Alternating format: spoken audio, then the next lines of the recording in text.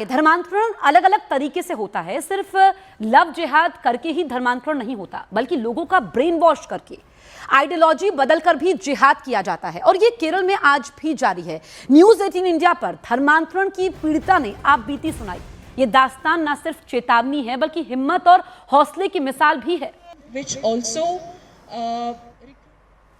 ऐसी कहानी दिखाने जा रहे हैं जो भरोसे की है, किसी के विश्वास की है, और जब वो टूट जाता है तो क्या होता है।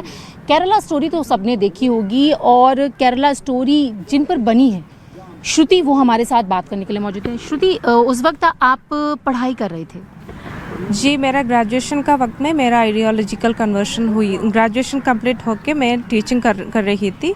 उसके बाद मेरा आइडियोलॉजिकल कन्वर्शन हुआ था। और एक बात करेक्ट करना चाहती हूँ, केरला स्टोरी मूवी में जो दिखाया गया था 3 लड़कियों की कहानी, वो केरल में असलियत में लव जिहाद के रूप में हुआ था। और उसके बाद आइडियोलॉजिकल जिहाद के वजह से उसमें एक वो मेन कैरेक्टर शालिनी उन्नीकृष्णन की कहानी बताई गई है। वो दूसरा असली नाम मैं बताऊँगी तो निमिषा फातिमा का है।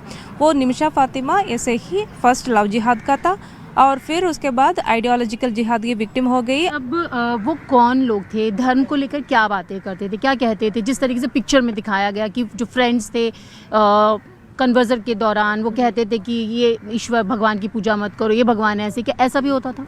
जी, उन्होंने मेरे सहेलियों थे, और मेरे सहेलियों और फिर मेरे सहयोगियों ने उन्होंने मेरे बार बार मेरे मातृ धर्म के बारे में, मत के बारे में सवाल पूछते थे। मेरे गॉड कंसेप्ट इन हिंदू धर्म and the Ishwar about the Ishwar Pratikas also, why your God is like that and why you are believing this that।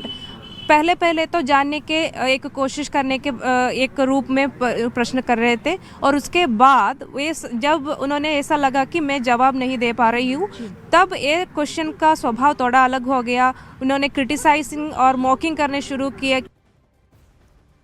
पीड़िता श्रुति की आपबीती पर आध्यात्मिक गुरु और miss world tourism Ishika Taneja ने अपनी राय देते हुए समाज से आवाज उठाने की अपील की है कि हमारे रूट्स को हमें स्ट्रॉन्ग करना पड़ेगा, अपने बच्चों के साथ रिलेशनशिप स्ट्रॉन्ग करना पड़ेगा, पूरे परिवारों को साथ में आना पड़ेगा। और धर्म और अधर्म की लड़ाई है। मैंने आपको बोला, जैसे हमें किसी समूह के अगेंस्ट नहीं है। हमारे यहाँ पे तो रावण भी अधर्मी था, तो उसके खिलाफ भी लड़ा गया।